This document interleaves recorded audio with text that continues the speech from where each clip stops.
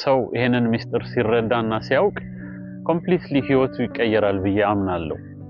የእግዚአብሔር ቃል ምን ይላል? መኖሪያ የዘላለም አምላክ ነው፣ የዘላለም ክንዶቹ ከበታችህ ናቸው ይላል። መኖሪያ ብለን የምናስበው ነገርና ቦታ በእርግጥ መኖሪያችን አይደለም። መኖሪያችን እርሱ ራሱ እግዚአብሔር ነው። እኔ እድል ፈንታ ነኝ ይላል። I am your portion፣ ርስትህ እኔ ነኝ ይላል።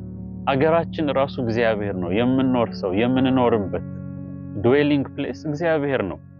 በልዑል መጠጊያ የሚኖር ሁሉን በሚችል አምላክ ጥላ ስር ያድራል ሲል ምንኖረው አንዴ ወደዚህ ጌታ ከተጠራን በኋላ በዚህ ጌታ ነው ምንኖረው። እግዚአብሔር ይመስገንና እርሱ እድል ፈንታችን ነው፣ ርስታችን ነው፣ መጠጊያችን ነው፣ አለታችን ነው፣ እንዳንናወጥ የሚጠብቀን የህይወታችን መልህቅ ነው፣ የማይሰበር ጽኑ ምርኩዝ ነው እግዚአብሔር። እና የዚህ አምላክ ክንድ ከኛ በታች አለ። በፍጹም ልንወድቅ አንችልም። ከምድር የሰፋ ክንድ ስለሆነ ከዚህ እጅ እንወድቃለን ብለን ልንሰጋ አንችልም። እረኛ በእጆቹ በጎቹን እንደሚይዝ እንደዚያ በዚህ ጌታ ታቅፈናል። ጳውሎስ አንድ ሚስጥር አውቃለሁ ይላል።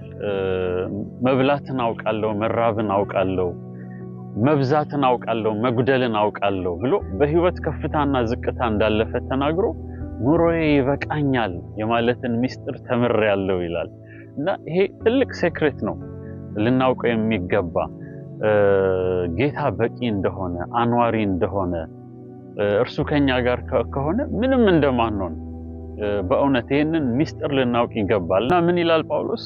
ኃይልን በሚሰጠኝ በክርስቶስ ሁሉን እችላለሁ።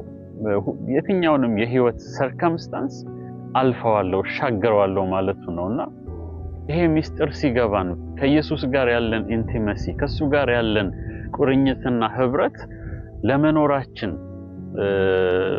ሚስጥሩ እዛ ውስጥ እንዳለ ስንረዳ ህይወታችን ይለወጣል። በሱ እርፍ እንላለን። እረፉ እኔም አምላክ እንደሆንኩኝ ያለው ጌታ አሳራፊ እንደሆነ የእረፍት ምንጭ የእፎይታ ምንጭ መሆኑ ይገባናል። እግዚአብሔር ይመስገን። በእውነት አበቦችን ተመልከቱ አለ ጌታ ኢየሱስ። ሰለሞን በክብሩ እንኳን እንደነሱ አልተዋበም፣ እንደነሱ አልለበሰም። እግዚአብሔር ግን እነዚህን አበቦች ያለብሳቸዋል አለ። አዋፍትን ተመልከቱ፣ አይዘሩም፣ አያጭዱም፣ በጎተራ አያጠራቅሙም፣ የሰማዩ አባታቸው ግን ይመግባቸዋል አለ። እናንተ ከነርሱ አትበልጡም ምን ይላል? የሰማዩ አባታችሁ እንዴት አብልጦ ለእናንተ ደግሞ አያደርግላችሁም ይላል።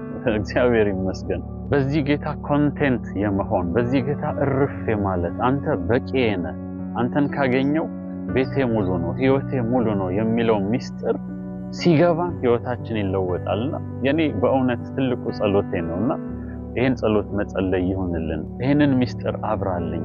አንተን ማወቅ ታማኝነትህን አሳራፊነትህን ይበልጥ እንዳውቅ እርዳኝ። መኖሪያዬ መሆንህን ያስኩት ነገር እንደማያኖረኝ አንተ ግን የምታኖር እንደሆንክ ይሄንን ልወቅ እንበለው። እግዚአብሔር አምላክ የተመሰገነ ይሁን። መልካም ቀን ይሁንላችሁ።